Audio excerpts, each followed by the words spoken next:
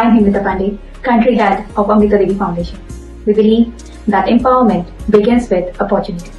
Our mission is to equip women and youth with skills, restore our environment and uplift the communities. Through education, employment and environmental action, we are building a self-reliant and sustainable future.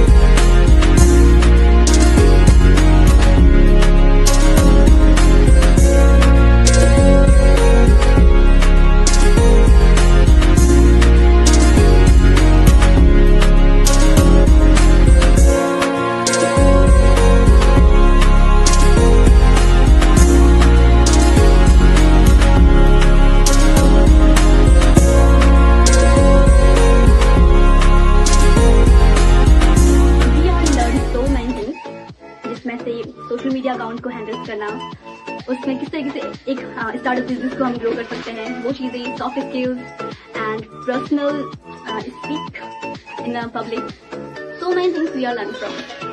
And I like to thank Amrita Devi foundation, जिन्होंने महिलाओं की education के लिए, उनके skill development के लिए इतना सराहनीय योगदान दिया है। सबसे पहले मैं अमृता देवी फाउंडेशन का बहुत बहुत धन्यवाद करना चाहती हूँ। फिर मैं गोविंद सिंह नेगी जी का भी बहुत बहुत धन्यवाद करना चाहती हूँ, जिन्होंने हमें 6 महीने फ्री ऑफ कॉस्ट सिलाई सीखने का मौका दिया, जिससे अब हम अच्छे से सिलाई सीखकर अपने खुद के कपड़े और आस पास पड़ोस रिश्तेदारों के कपड़े सिलकर बेनिफिट कमा पा रहे हैं। When women grows, communities flourish. Our training programs are designed to bridge the gap between education and employability, ensuring every woman and girl can stand on her own feet with pride.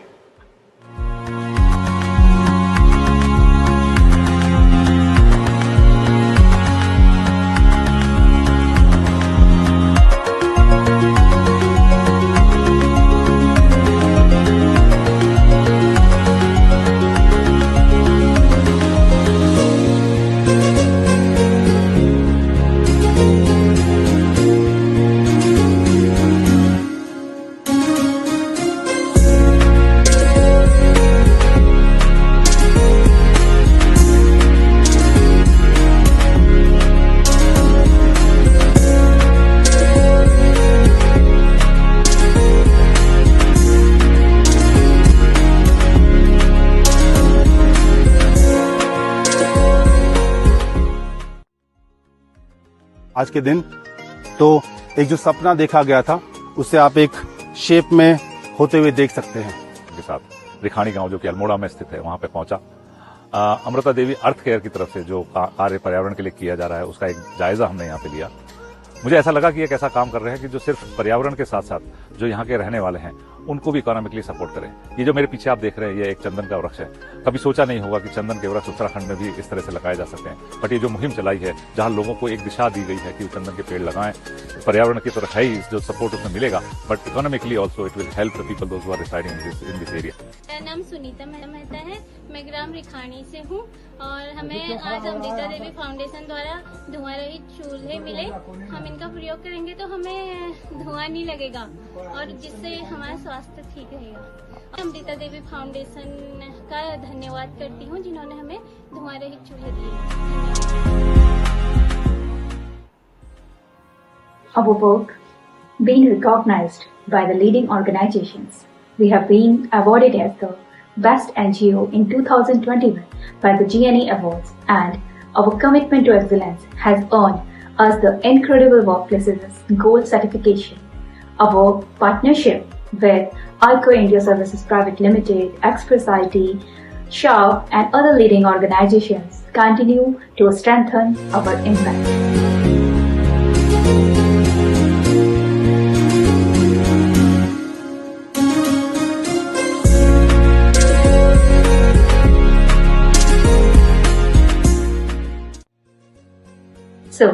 Together we can build a future where every woman is skilled, every tree is nurtured, and every life is transformed. Be a part of this change. Visit our website, follow us on social media, and join hands with Amrita Devi Foundation today.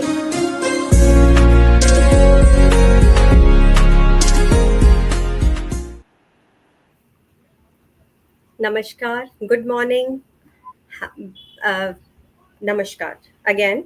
Welcome to the Amrita Devi Foundation talk show, Stories That Matter. And I am Dr. Sunita Arora, today's host. And today we have a very special guest with us, Deepanwita Bagchiji. Ma'am, welcome to the show. And please join me in welcoming Deepanvita ji, the creative force behind Art Escape by Deepanvita. And it's a very relatable tagline where art meets philanthropy. It hits me. So, we would like to know more about your journey, your vision, your inspiring journey. Like, what inspired you to merge your passion for art with philanthropy, and how did you get this idea of giving back to society?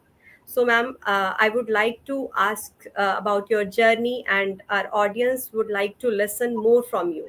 So, please, over to you, ma'am. First of all, thank you, Sunita ji, and thanks to Amrita Devi Foundation for having me. This journey of mine is very special. It started not too long ago when the lockdown happened during the pandemic. We were all tied in our houses. At that point of time, one of my neighbors who now moved to Singapore, she is an artist herself, and she had started giving online classes on Indian folk art. And she pinged me and asked, would you like to join the Madhubani session? It will go on for 3 months, and this would be a nice stress relief for you while everybody is tied at home during the lockdown. And I took that opportunity and I started joining the classes. It was 9 to 10 on every Saturday, and we continued for 3 months. And that kind of instilled the passion of art in me. To be honest, I was always fascinated with art, but I had never delved into art myself too much before. But I was always interested and I wanted to learn. So, this is also a prime example of it's never too late to start something new. So, with that little, spark, my journey started, and I started learning different art forms after that. I learned different Indian folk art forms. And then during the process, I got introduced to dot mandala, and that was a game changer. I got so into it, and I realized the benefits, because once you are performing or creating a dot mandala piece, it's no less than meditation. It's very therapeutic. If you are feeling agitated, or you are not in a state of peaceful mental state, you start doing that art form. Within minutes you will see that you have calmed down, and you feel that calmness within yourself. So it is like therapy. So that continued on, and I started creating more and more art pieces, started posting them on social media. And the next thing that happened was really serendipitous. I had not planned for it. I have been in the tech industry for 20 plus years. I started my career right after college. I have worked in several technology companies over the last 20 plus years. And then after that, I found this passion and started posting my artwork. Suddenly one day I got a ping from an Amazon employee saying that they are launching this new app called SmartBiz. So that was kind of modeled around Shopify, where they would enable sellers from small cities to sell their products online. So once they approached me, I straight away said, "Hey, I am not interested in selling my products. It's just a hobby. It's a stress relief for me." But they went on insisting me, saying that, "Why don't you try it out for some time? We'll see in a year where things go." And then I thought, I always am interested in experimenting with new things. I thought, okay, let me do it. I would do the artwork on weekends, and they helped set up my web store, and I started posting it there. And the biggest inspiration for philanthropy also came from my mentor, who had taught me the folk art of Madhubani, who used to always donate her sales to legitimate causes where people really needed the money. So that had always inspired me. I had always had that thought in mind that few years down the line I would get involved in an NGO, or do some kind of social work. So that kind of all fell in place, and when I set up my web store, I pledged that 50% of what I gain, I would donate to a credible NGO every quarter, however small that may be. But I would try, and I would take baby steps and see where I go. And another incident that happened during that time was my house help. She had a daughter, she had a teenager daughter around 15 years old. And I saw that she was posting a lot of art online, and she was very good at it. So I told her mother, who used to work as a domestic help for me, I told her, why don't you, make her learn? So I had her enrolled in my mentor's classes, and I pledged at that time that I would work once my philanthropy business grows. I would create a workshop, workshop where I would train these kind of people who have a flair for art but don't have the economic ability. So I would train them and then help them in setting up their own business. So that is still a long term goal that is on my bucket list. But then from that day onward, when we set up the web store, I started working at the products. It was not limited to dot mandala and folk art. This got diversified into various other products like scented candles. And then I also delved into resin art, because I was finding it um, very difficult for my products to make them durable, because one of my hot selling items was tea coasters. And I realized that if I do not have a coat of resin on it, the paint sort of gets ruined. So that made me delve into newer mediums, where I learned resin art, and where I now coat my coasters myself with resin, and I make resin jewelry as well, which has picked up a lot. So there was no looking back at that time. I had also signed an agreement with my previous employer that I would uh, work on weekends and after work hours, and continue with my passion. But as things progressed, I became more and more serious at it, and I wanted to give my full attention to this.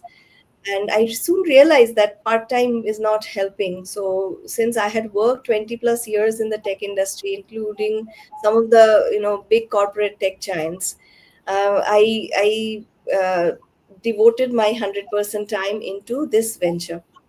So now I can proudly say that I have my 100% time dedicated to this, and the future is vast. The goal is yet not achieved. I'm taking baby steps. I intend to create a team of my own who would learn, and then they would be self-reliant by creating their own businesses. So the journey, I would say, has just begun. Yeah. Very inspiring, Deepanvita ji. Very inspiring and very beautifully you have explained like how you did all this. It's really inspiring and you can truly said that it's never too late to start something new. I too believe anybody can start anything at any age and any stage of life. So, thank you so much for sharing your journey with our audience. So, let's delve into the conversation on our today's topic, that is empowering change and how individual can drive meaningful impact through personal CSR initiatives. So, ma'am, my first question to you is, what role do personal advocacy and grassroots movements play in influencing corporate and responsibility agendas? Yeah, over Yes, to you. very relevant question. Well, I would like to say that a corporate is not, organization is not just made up of brick and mortar. It is the people who make the corporate. So, same thing holds true for CSR initiatives. It is the people in that company or in that CSR group that actually work towards achieving CSR goals. So, as you can see, many corporates they have CSR initiatives, but who does those? It's the employees, the people who have the zeal to help. They would come forward and they participate in those initiatives, and that takes the goals to fruition, right? And having said that, I would like to give a small example which will probably make things a little bit more clearer. So, in my previous organization, every June we used to celebrate 1 month in June as the Global Week of Giving. So, that was one of the largest CSR initiatives where we would have different programs lined up. We would identify a few NGOs where we would donate the contributions through different activities. Couple of years back, and that time Art Escapes was a few months old.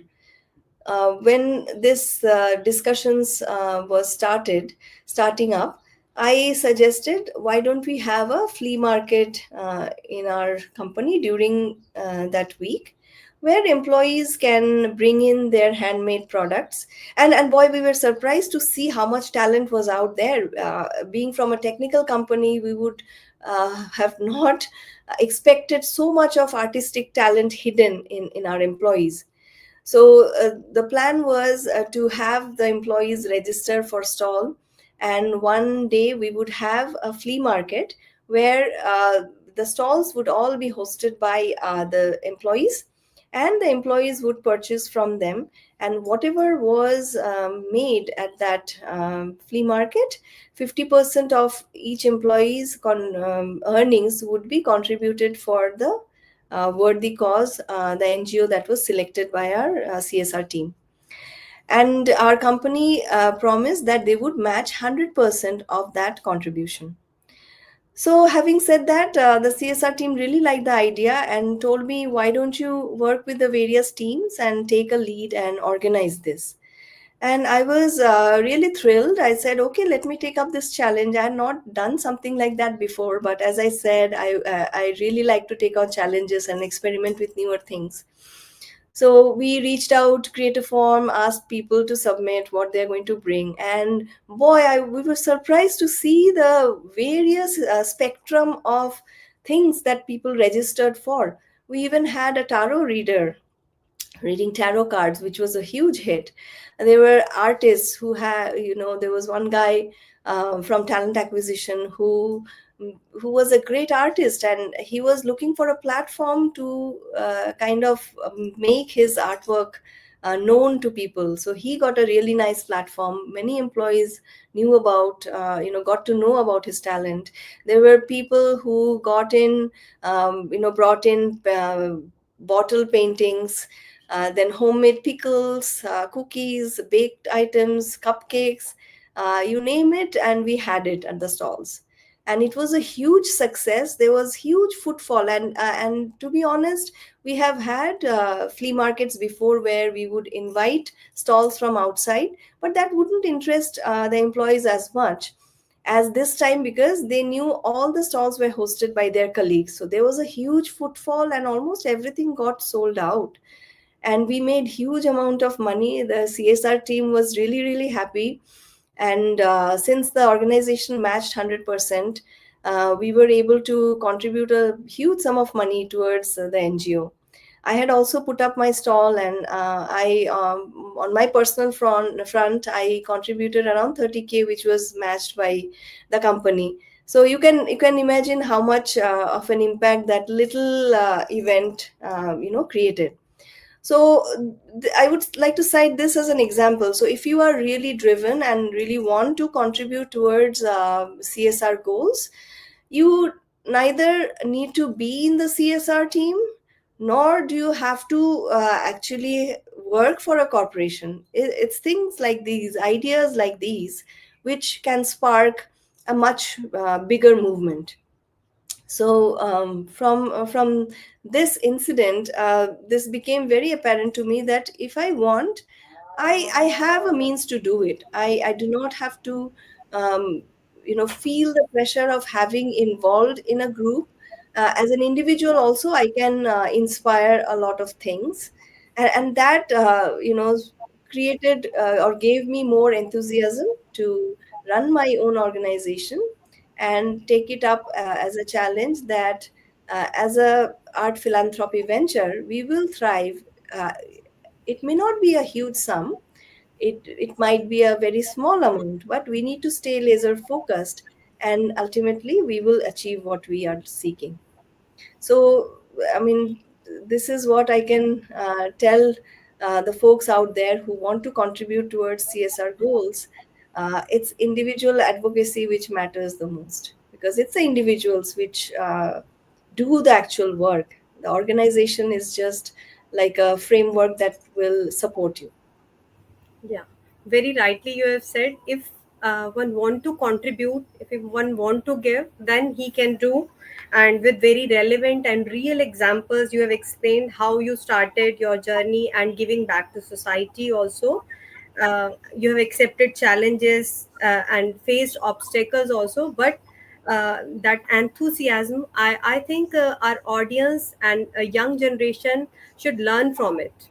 So, my next question to you would be, what advice would you give to individuals looking to initiate their own CSR projects or like companies? उनके लिए क्या सलाह रहेगी आपकी? Those who want to start. I think the most important and the only advice that I would like to give is that you need to stay loyal to your goal and have a laser focus on your objective.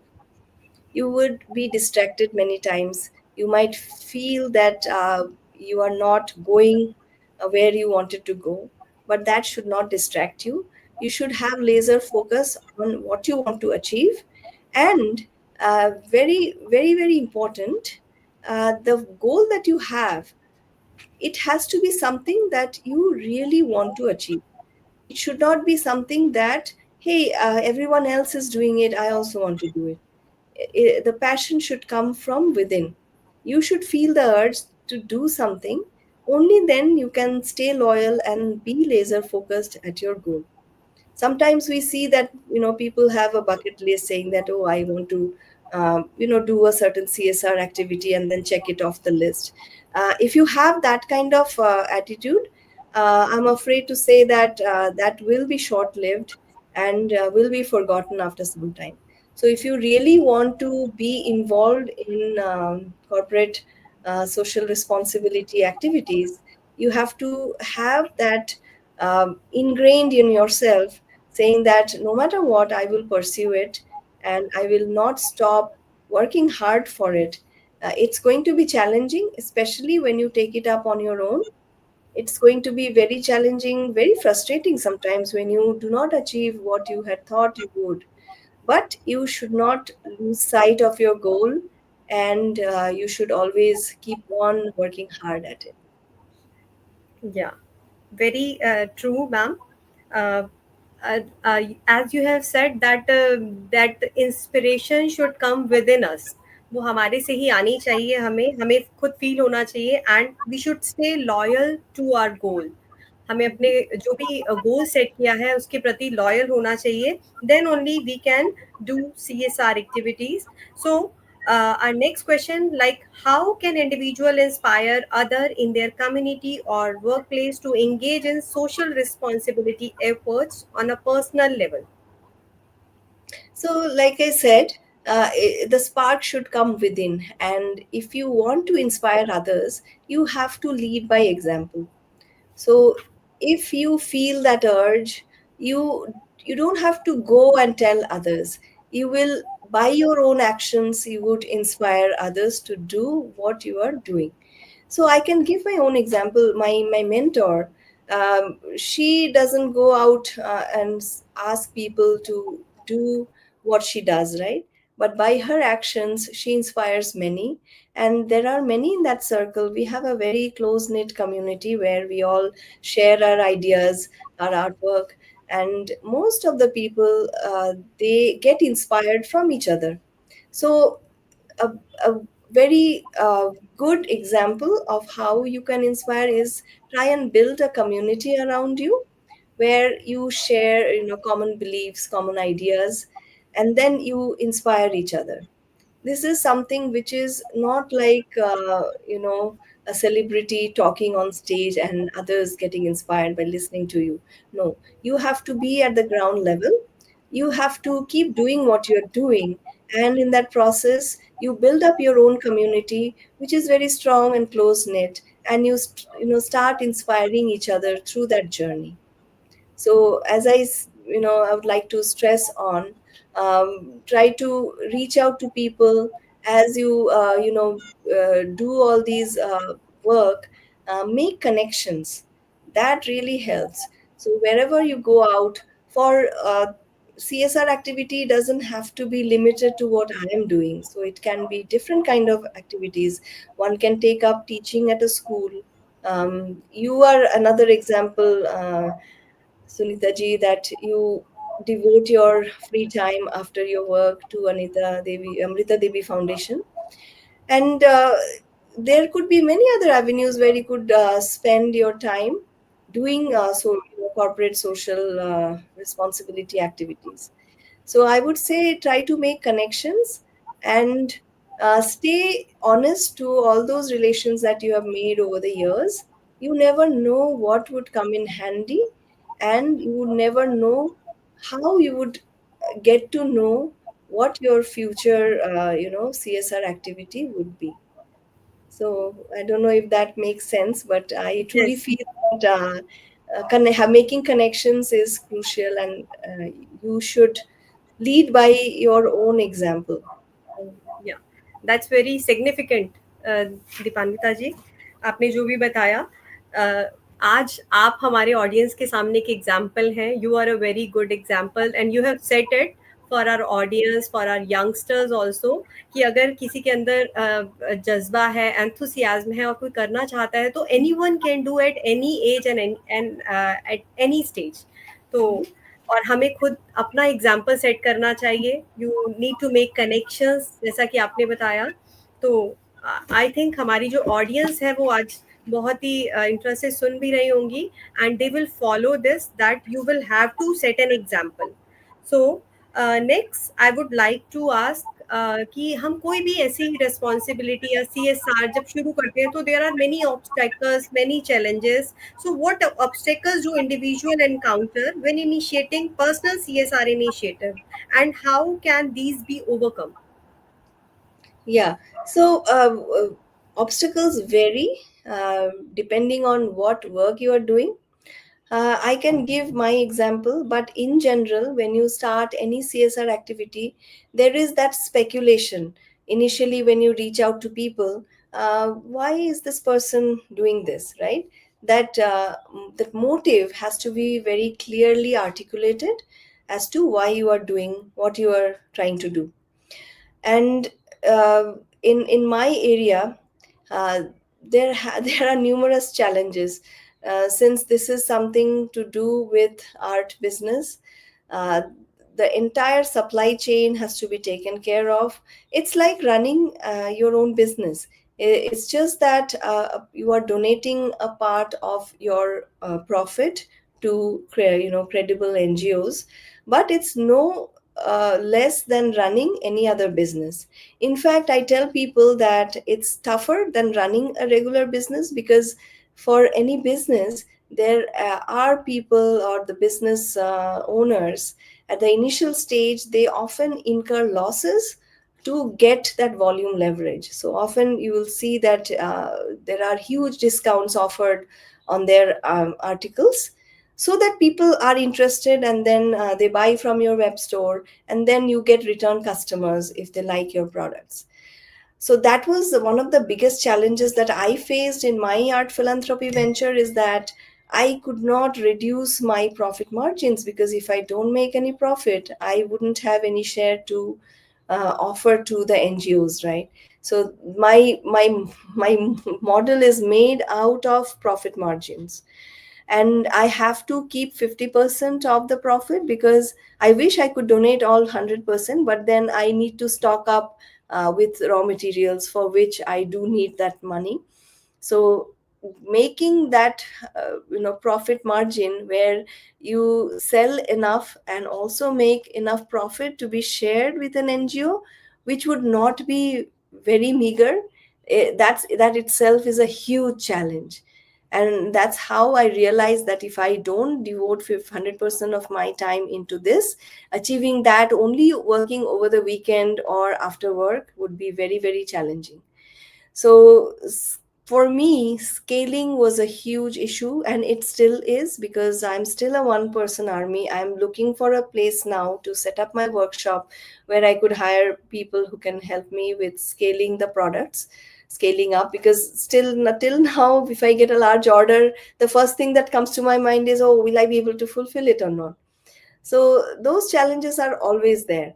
So as an obstacle, you have to face those, and you have to stay laser focused on your goal, that no, you have to find out a way how you can streamline your process. Then another issue is sourcing your products. You would like to source your products from a reliable source. Initially, when I started this, and I still continue that way, I started out of my home. Although the goal is to set up a workshop, but I still work out of my home. So storing of raw materials becomes a huge issue. So you need to find out vendors who would be ready and available to provide you the raw materials just in time. So if you go to my web store, you will see that I prefer getting a pre-order rather than having a huge stock up, because I have this issue of where do I store my products. If I make a bunch of them, I always have this issue of where do I store my raw materials and my finished goods. So these are some of the challenges, but I think these are minor. It comes in any kind of supply chain type of setup. And fortunately, when I did my masters, from University of Houston in project management, uh, focused on supply chain. So that kind of helps me understand the situation, and how to, being a project manager, I can manage the entire production line, what you want to keep as a product. So basically, it's a continuous learning process. So it also gives you a complete idea of how project management and product management works, because often you will see that when you have this kind of a business, you need to identify what's selling in the market and come up with those products, and also identify how you will EOL some of your products which are not selling that well. So knowing that early and then going through that process is very important. So those are some of the challenges. This also enriches me as as a professional, because it gives you live experience of product management, and also gives you a live example of how an entrepreneur has to lead that his or her life. So Yeah. this is not just about philanthropy, but it is a very enriching experience for yourself also. You do Yes. contribute to others, but in the process it you gain a lot by learning through the entire journey. Yeah, absolutely correct, Deepanvita ji. That is, you have said that is a continuous learning process. When we start something, we face obstacles, we face challenges, but we should have a clear goal, what we want to do, why we want to do it, and how we are doing it. So, thank you so much again for your deep explanation. So, uh, coming next, what approaches can individual adopt to sustain their involvement in CSR activities over the long term and make a long lasting impact? So I would like to suggest start small, start with baby steps. Do not have a very huge goal at the get go, because that might scare you and would probably deter you from following your objective. So start small and stay focused. I can't say that enough of it. I think I've said that many times so far, but that is very true. You have to stay focused, and you have to work very, very hard. You have to put in more than 100%, because being in a CSR, having a CSR goal often happens when you are still working full time at an organization. And if that happens, taking the time out for your CSR activities becomes very challenging. So you have to be extremely methodical about how you want to approach your life. So be very regular, have a plan of action. Basically, have a checklist of what you want to achieve. Excuse me. And make a list of things that you want to achieve in the short term and in the long term. So there's a very famous book called Getting Things Done.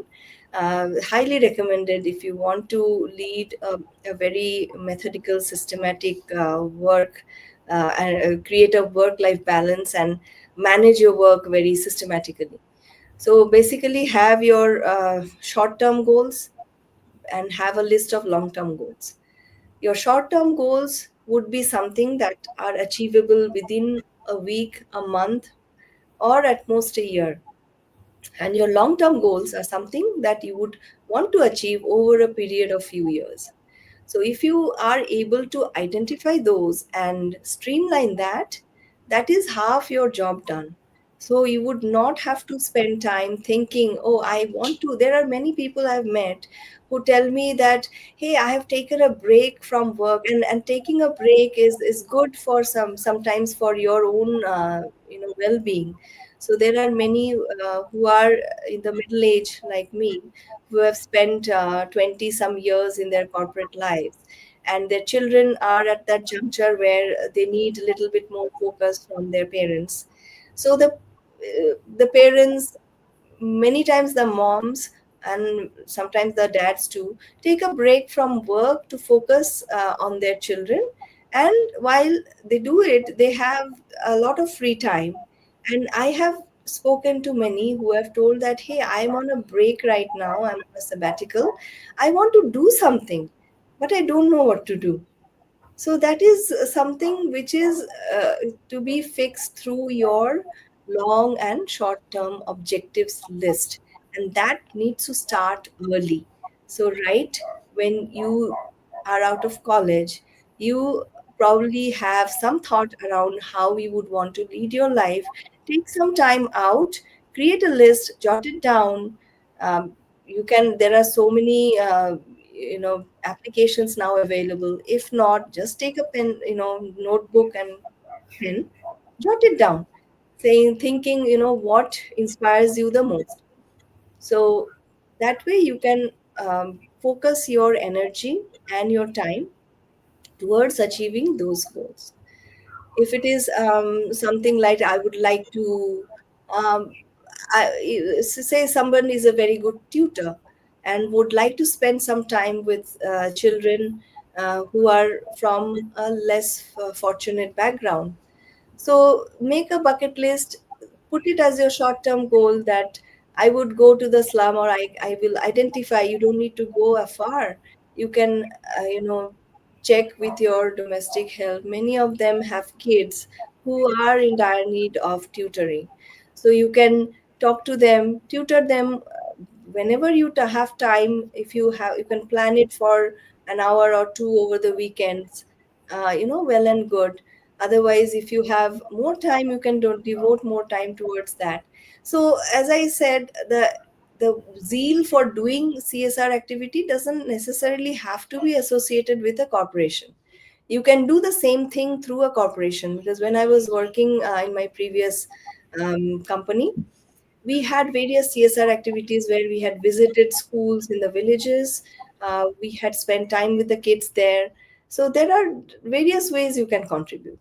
So I think that is the biggest advice I would like to give. Make a list of what you want to do and then stay focused. Because if you don't know what you're doing, you will be lost after some time. And that's how I get this question often, saying that, oh, you're doing this. I'm glad you know what you wanted to do, but I want to do something similar. Actually, I was talking to one of my cousins few months back, and she was planning to take a short break from her career because her daughter was in that class 11, 12 critical juncture where they need more attention. And she was telling me, hey, I also want to do something in terms of CSR, but I don't know how to get involved. So this listing out of what you want to do would really help you in achieving what you want to achieve in the long run. Yeah, that's true. I too believe, ma'am. Like we should start with baby steps, small steps, and we should stay focused. What we want to do, and one should put 100% of like its efforts. We should clear with long term and short term goal also. So you have explained very beautifully. Uh, Now we are at the end of session, but one more question in our mind, as you have told that during pandemic it was buster to you. So how art can be stress buster for someone? I would like to know about it. Yeah, art, especially dot mandala, needs a lot of your attention and focus. And I am the greatest advocate of the fact that art can be learned at any age. And especially dot mandala, you don't need to be an inherent artist. All you need is laser focus and patience. So, what do we do when we meditate? We just try to, concentrate our energies and try to achieve the calmness that would help us focus, in our lives, right?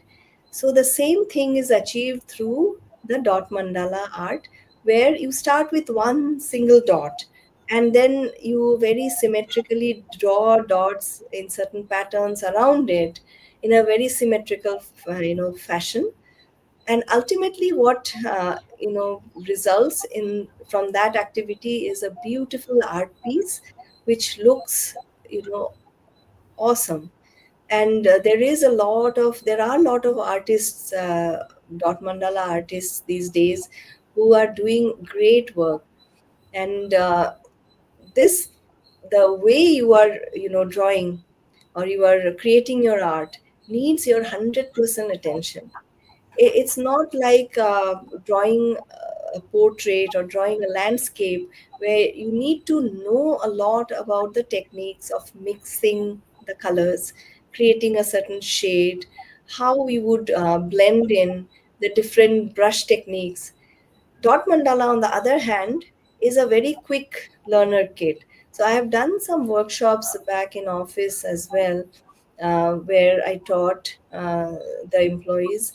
Uh, they were very thrilled to see their artwork after they were done in a 1 hour duration, what they were able to achieve. So that gives you a huge mental boost to continue at it and become better. So there are only a few techniques for dot mandala. The way you put the dots, it's like dip dot, looking the dots, swooshes. The techniques are not too many. It's just practice and focus, which makes you good at it. So The way to create a good art piece would be to practice, practice, practice, and more practice. And in that process, you kind of focus on that art form and you release all your stress, because when you are doing that, you are only thinking about that. If you are distracted and think about something else, your dot will be messed up, and a slight mistake will be visible to a large extent, where the design would not be symmetrical.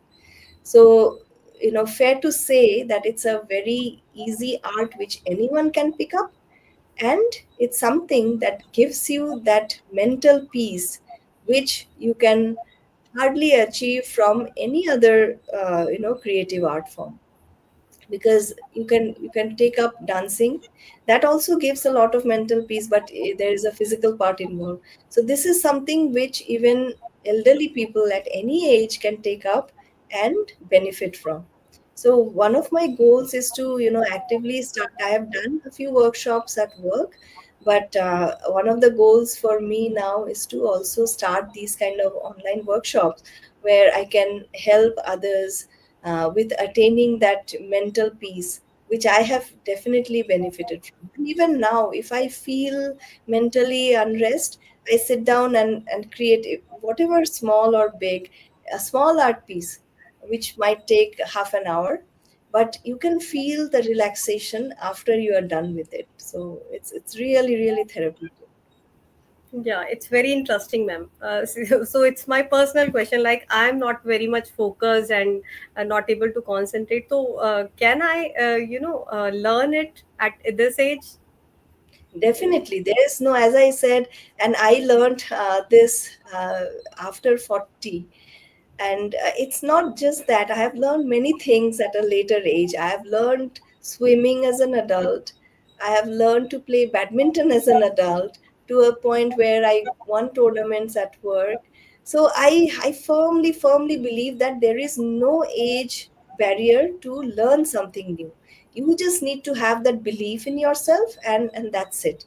And this is something which is not just art, it's just enriching yourself. So even if you are, especially if you are not focused, uh, that art form is highly recommended to people who cannot focus. It will force you to focus and improve your attention span, and it's highly recommended for small children as well. Because if you do not focus, your dots will be messed up and it will look very messy, and you can fix it, but then you have to probably rework on the whole thing. So it needs your 100% attention and 100% focus. But it's not rocket science. It's definitely very easy. Because if you look at other art forms, there are portrait artists who draw lifelike images of people. I find them, way tougher to achieve those results than dot mandala, which is really, really easy. Anyone can pick up, and it will enrich you personally, where you can feel relaxed. It's like therapy session. Yeah, it's very interesting, and very inspiring also. So I enjoyed a lot today, but time हो चुका है हमारा. It's ऐसा लग रहा है आपसे बात करते रहें, और like I'm enjoying it very much. So last, I would like to give a piece of advice to our audience, or any message you would like to convey to our audience. The only message I would like to say is, whatever you want to achieve, do not stay back, just jump at it. There is no age to learn something new or start something new. And if you are really inspired by something, you should not be deterred by what others are saying. You should really follow your heart and try to achieve your dreams, no matter what. If you have a feeling that you will not get support from your organization, or for that matter from home, but trust me, I have seen with my own journey, if you are laser focused on what you really believe, things will fall in place and people will start supporting you in the end. So that's the only piece of advice is, please stay focused on your objective, never lose sight of it. And do have some objective other than your mainstream goal. because everyone studies to get a job, to work hard, to earn money. Philanthropy is something that will come after some time. But having said that, philanthropy is something that doesn't have to wait till your middle age. You can set aside small goals. Even if you don't spend money, you can spend time, and that is, philanthropy well and good. Oftentimes your time is more valuable than the money you're spending on someone. So if you want to tutor someone, or give a career counseling to someone, that is good enough as a philanthropic venture. And then as you reach your middle age, everyone goes through the middle age crisis. uh, do focus on what you really want to do, what gives you peace, and never hold yourself back saying, well, will I be able to do it, or will somebody say something about it? Don't be deterred by that. Just follow your heart and do what you want to do. Yeah, absolutely right. We should follow our heart and chase our dreams, whether we are at any stage of life. So, again, thank you so much, Deepanwita ji. It was nice to be with you on this session. So, बहुत ही अच्छा रहा आपके साथ. Maybe we will connect some other time with you. Thank you so much. Thanks to our audience. Thank you. Thank you so much, Sunita ji, for having me. It was nice talking to you as well. Same here, ma'am. Same here.